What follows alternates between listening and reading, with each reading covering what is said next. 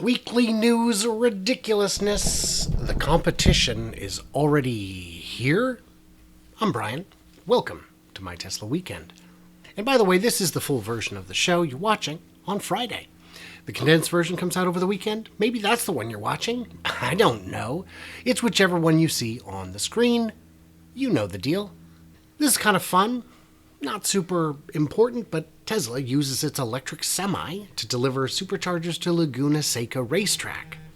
And no, I am not just putting this up to annoy JJ. I think it's a fun one. This is less about the semi and more about the chargers. These modular doohickeys are great. You can, instead of taking forever, you can use the prefabricated supercharging stations to accelerate the deployment of fast chargers. Recently, they did one in just 8 days, thanks to delivering the chargers in a prefab system. Everything's ready. If the ground is prepped and the power's there, you should be able to just hook it up and go. And this is also nice because having dedicated chargers at Laguna Seca, it is a popular course for people to take their road cars out for a bit of fun. Tesla's virtual power plant in California has over 1,200 homes participating. Do you know what a virtual power plant is? It's when you let a bunch of people with power walls connect to the grid and act as a virtual power plant, feeding homes, using homes to feed back into the system, to the grid, at times when the power is desperately needed. Now, if I'm going to pay 26 grand to put in a power pack, I'm not sure how excited I am about letting my power go at any price, except that price is $2 per kilowatt hour. $2. They're probably only paying 14 cents for it in the off-peak at most. I mean, maybe I've seen places get as high as 17. The national average, I think, is 11.5 cents per kilowatt hour. And they're paying it back at $2 a kilowatt hour. And if you've got solar, you might have paid nothing-ish for that power. So what would that be? 13,000 kilowatt hours you'd have to put back in to get your money back, to break even, to get a free power wall?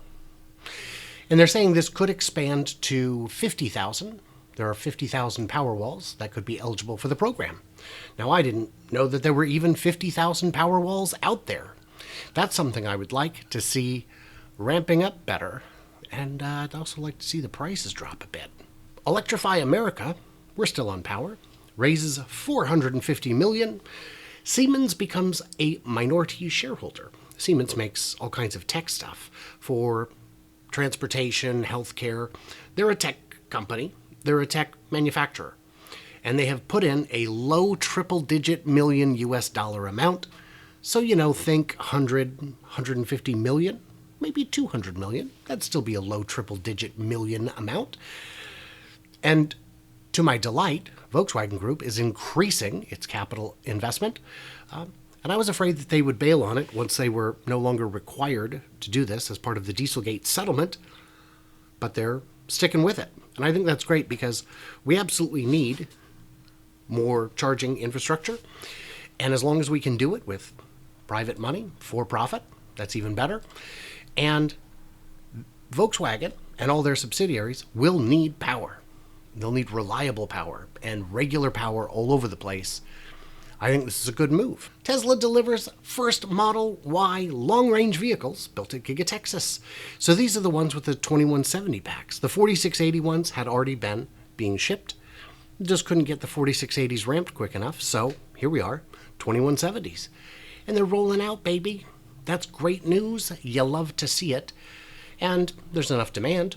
There's enough orders waiting for long range. Let's get them sold. Tesla files for a permit to expand Giga Texas by 500,000 square feet, and production ramps to 100 Model Ys per day. Now, we'd seen a rumor that it was at 5,000 a week. I don't buy that. That doesn't sound right to me. I'd love to be wrong. We may find out some interesting news tomorrow morning. But looking at this, I'm not sure. It's not clear from the permit where the expansion is. And yesterday, MD Hofstee sent me a message saying, I don't think it is this space. I think it's inside the building. And today, Joe Tegtmeyer said the same thing in his video. He said, I don't know if it is. This might just be a permit to complete that interior space that we already saw, because the southwest corner is still basically a covered prairie in there. I think they need permits to get it up to speed. For fun, Joe's videos are great. You know I'm a big fan. For fun, they're doing some more pavement work over here. Look at that. They're, oh great, they're putting in some fresh asphalt here. That'll be nice when they tear it up in 3 weeks to replace it with concrete. UN regulations extends automated driving up to 130 kilometers per hour. So that would be 81 miles an hour. This is great news because it means that advanced driver assistance features, FSD, potentially, but certainly Autopilot, navigate on Autopilot, enhanced Autopilot, ProPilot, Blue Cruise, Super Cruise, all of those would benefit from this change. Did you know that the UN makes car rules? The EU also agrees that new cars must be emissions-free after 2035. After 16 hours of negotiations, I'm surprised it wasn't 16 days or months. Probably was really 16 months. The final negotiation was probably 16 hours. Yeah, 2035. Sounds like a long time out, but it really isn't. Not for something like a 100% shift. If you say, well, we're going to get to 50% in 20 years, that's not a real target. But 100% by 2035. Oof. That is big news for all EV makers, especially those in China, who have quite a bit of market in Europe already and the political will to expand quickly. Samsung SDI preparing pilot line for Tesla 4680 batteries. That's not a big deal, right? I mean, they already said, well, we'll buy batteries from anybody who can make them. I'd argue it's a very big deal. Samsung was the last big player to jump on the Tesla train. You know, the bigger guys, Panasonic, well, that's who makes the the Model S and X batteries, and also joint venture in Giga Nevada to make the 2170s. We know that LG has prepared their own 4680 line. This is an old article. And CATL has been making the LFP batteries, the lithium iron phosphate batteries. They're buying from everybody. It's exciting. And of course, they're making their own. And if it is just Tesla's growing pains learning how to make batteries, Samsung and LG and others may be able to make them more quickly, may be able to ramp more quickly. But did you know that Volkswagen can beat a weakening Tesla by 2025? Said the CEO to the workers. Well, remember, you don't serve the same food in first class. So when he's talking to all the managers, he brings in Elon to say, this is what leadership sounds like. And then when he's talking to the workers, he's like, oh, no, this is what leadership sounds like. It's very different. But that's not possible. Well, Elon must simultaneously ramp up 2 highly complex factories and expand production in Shanghai. This will cost him strength. You think tripling your capacity is a lack of strength? Okay. I mean, sure, Herbert D's nuts got some points to make, but I would disagree with his conclusions. J.D. Power says COVID-19 caused vehicle quality to drop globally, but not Tesla's. So they put out a report. They finally included Tesla, even though Tesla does not voluntarily provide them information. It's publicly available in some states, and I guess there was enough data to use it. Tesla does all right. Their numbers have improved from before. It's still not quite up to the industry average, but others have said, and I agree, not all initial quality defects are created equal. If you lose a transmission in the first 90 days, it's a problem. Tesla's lead over other automakers in EV race only amplified by headwinds.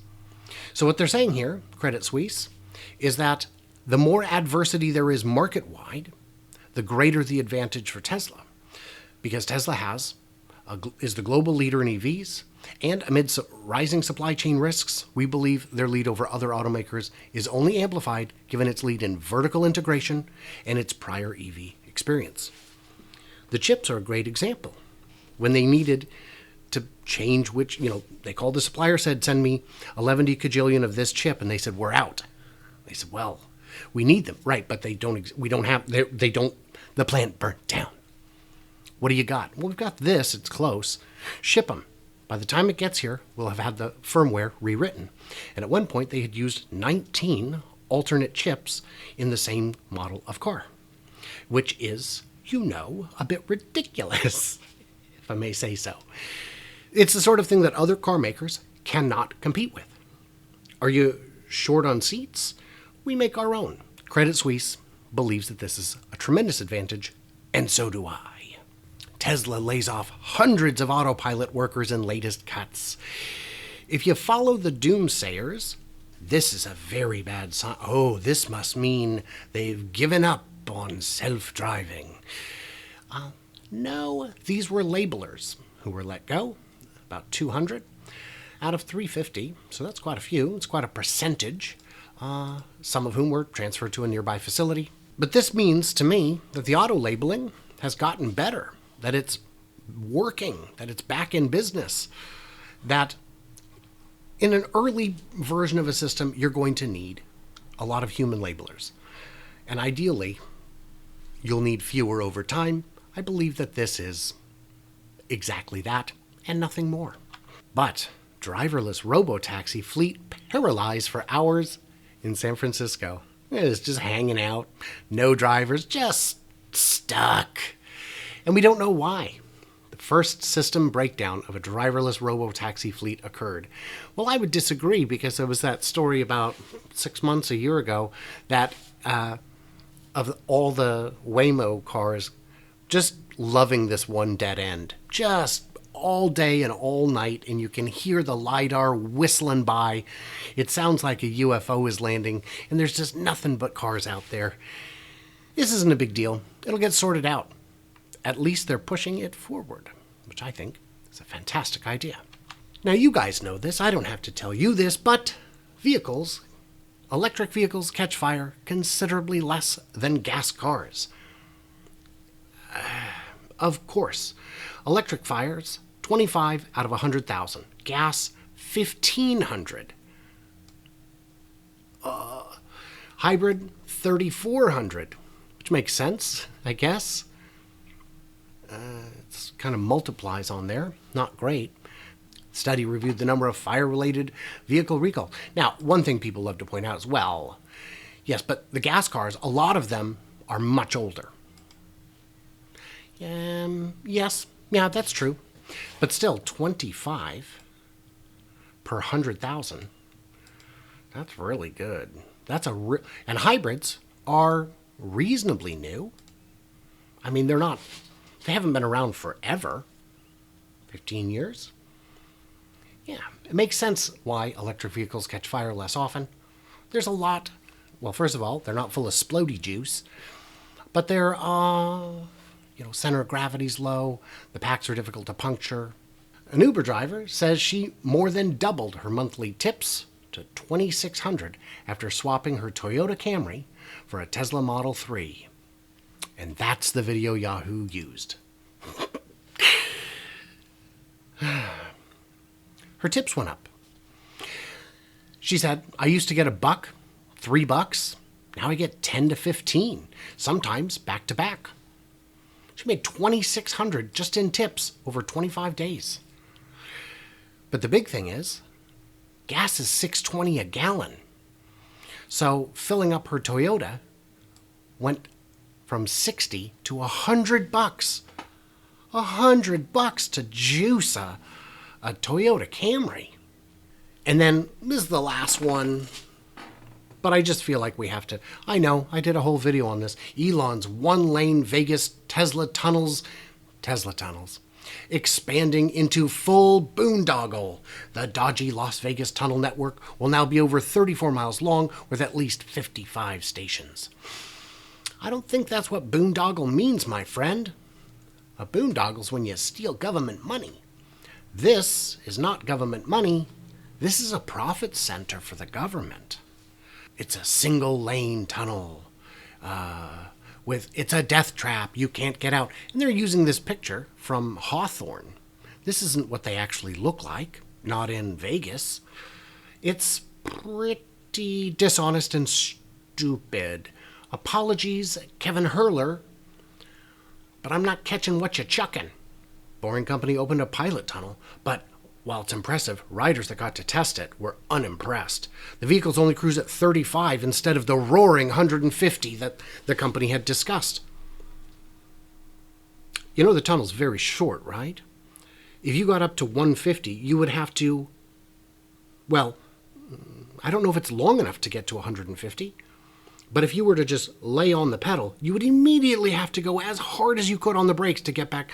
It's a short tunnel. 150's for long stretches, my friend, and for when the tunnel is automated, which is coming.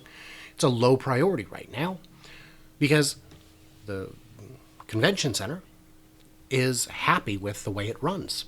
The capacity is as good as it should be. And the comments on these articles are just asinine. Well, you just invented a subway system, but worse. Right. Subway tunnels are $1 billion a mile. If you look globally, the cheapest ones are still $200 million a mile. And a train with 55, will have 55 stops. Imagine if you had to make 55 stops to go from one end to the other instead of just going directly. And this will have a capacity of about 57,000 passengers per day. And they said, well, yeah, but in Paris, the Blue Line, it has just as many stops over just as many miles, and it works just fine. So, first of all, the Blue Line is very slow. And yeah, the capacity is 300,000, but it does not have the same density of stations. It has 1/3 the density, and it's very slow. You don't want to take it from one end to the other. Well, how can a car that holds 2, 3, 4 people at most have the same capacity, have 1/6 the capacity of a train? And the answer is trains depart every 5, 10, depending on the hour, 15 minutes. These cars depart all the time, constantly. So 4 every 10, 20 seconds is a lot of cars. And again, the larger vehicles will come. The shuttle bus will come. So we've got a few minutes left. Let's get into the Q&A hole. First, a quick thank you to my Patreons who get early access, bonus content, all that good stuff. I redid the graphic here. It's now mostly alphabetical. New names go at the top, generally. But I made it alphabetical so you could find and make sure you're on there. I've got it just looking a little nicer. If you're missing, well, let me know. There it is, and there you go. If you want to see the full, uncut, 30-ish minute version of this episode, head over to the second channel, link in the description, and subscribe over there if you want to catch these live each Friday at 7 p.m. Pacific, as well as the Fast Charging with B&B podcast, co-hosted with Bear from Bear's Workshop. So, what did I miss or misunderstand? Tell me in the comments, and stay tuned, stay juicy, and I can't wait to hear from you clever robots on the other side. This is, to me, I believe that the cruise fleet went on strike. Yeah, that's my theory. They're not getting paid. Yeah, it's pretty funny. Yeah. The vehicles would have unionized.